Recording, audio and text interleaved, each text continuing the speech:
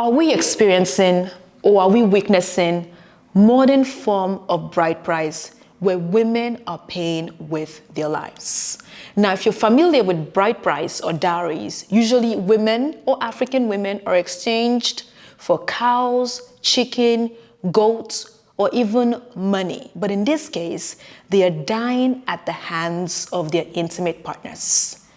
Now, as femicide continues to claim the lives of women in Kenya, I only have one question, and that is, why does justice seem so elusive? So on this episode, we're going to be exploring some of the cases that has happened and what the government and non-profit organizations are doing to curb this horrific, terrible, barbaric situation that is going on in the country.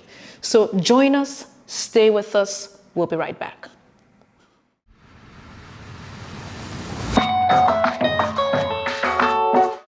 So on October 13th, 2021, Agnes Tirop, two-time world bronze medalist from Kenya, was tragically stabbed to death in her home in Iten, Kenya. On January 3rd, socialite Scarlett Wahoo was brutally murdered in her Airbnb. Now, reports also indicated that she died from excessive bleeding. In November of last year, this particular story I followed because it was so painful to watch. 31-year-old nurse by the name Margaret Bitu, her lifeless body was found in a car that was parked at an airport in Boston. The body was found in a garage, and she was dead. And the person who murdered her was nowhere to be found. So now these three women have several things in common. They're all very successful in their own rights. They are all from Kenya. And last but not least, they were murdered by their spouse or boyfriends, husbands. I think the one that shocked me the most is the one that happened in the US. You would think that issues like this is only found in Kenya, but it's obvious that Kenyan men outside of Kenya is also doing this to their women. Not all of them, some of them are. Now, I begin and I pose that question, why does justice seem elusive? Why are we ignoring this issue? Why aren't we taking this issue seriously? On January 27, thousands of women in Kenya gathered in the capital of Nairobi. They were demanding that the senseless killings of women be declared a national emergency. And they were also urging for laws to be put in place to bring justice to the victims and their family. So far this year, more than 24 women have died. That's the number we have. And these are women or people around them who are courageous enough to report the incident, right? We know that the number is high, but I am always so concerned about women who are not courageous enough to speak up, right? And 75% of all female killings in Kenya for the past 8 years have been done by their intimate partners. And also, 1 in 3 women in Kenya have experienced gender-based violence. This is according to a survey done by Kenya National Bureau of Statistics. Now, I have an issue with the word or the phrase gender-based violence because I feel as though the violence that's been done is done by men. So when you say gender-based, it's like we're in a sense hiding the people, the perpetrators who are doing these horrific things. So I think that phrase should be changed. But I'll leave it there. I always have to add my own opinion when it comes to these matters, right? So teen pregnancy and early marriages, such as child bride, right? Children marrying very young. And also women who married traditionally, they are more likely to face violence in their homes. Simply because these women, and girls I should say, do not have power or rights in their own home. I mean, even in Kenya, less than 2% of women own lands. So this is indeed very, very disturbing.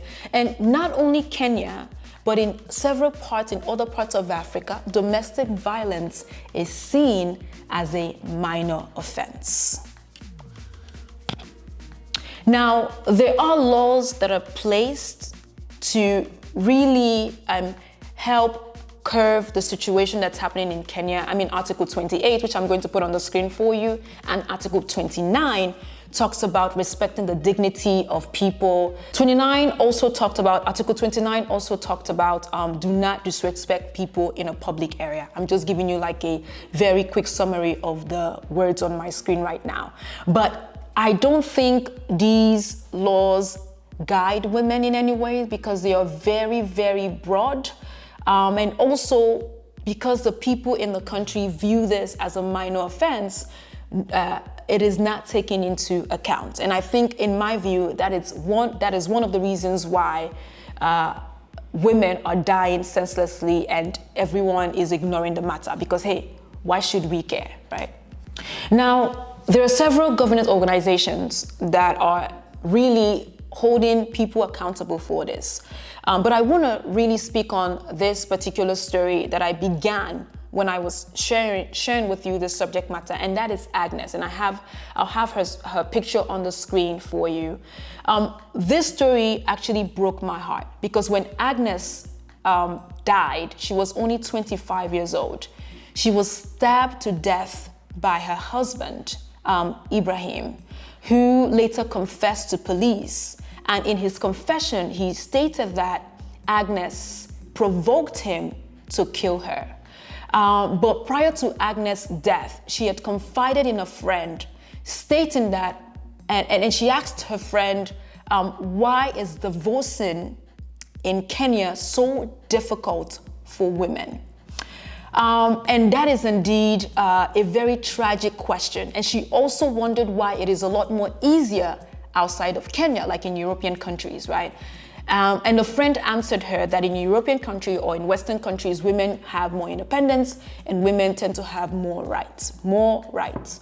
But what saddens me about this subject matter is this issue of domestic violence or women being unalived by their partner is not only a Kenyan issue, it is an African issue. So I finished reading a book called Tomorrow I Become a Woman by Iwonose Odafe. And in this book, towards the end of the book, this was a character who was trying to leave her husband. And although this is a fiction story, right? I believe that it's a fiction story, but I believe that every fiction story, there is truth in them. And I just remember the woman, or the character rather, Uju, having such difficulties leaving her marriage, her abusive marriage. So this is not a Kenyan issue. It is an African issue. And I do hope that more women, or the government is giving women the right to seek justice, especially for those who have lost family member in an abusive situation. This was indeed a very subject to talk about because femicide is a global issue. It is not just an African issue. Now I know that Agnes, which is this woman right here, her story that I've been sharing with you, her friends were able to put together a non-profit organization called Tirop Angels, or Angels Tirop, I think that's what it's called, Angels Tirop,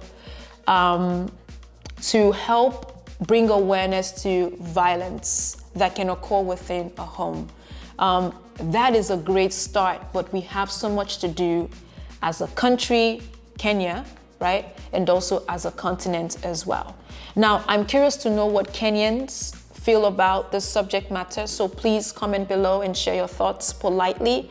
And I do want to thank you all for watching. You can tell this was a hard one for me to talk about.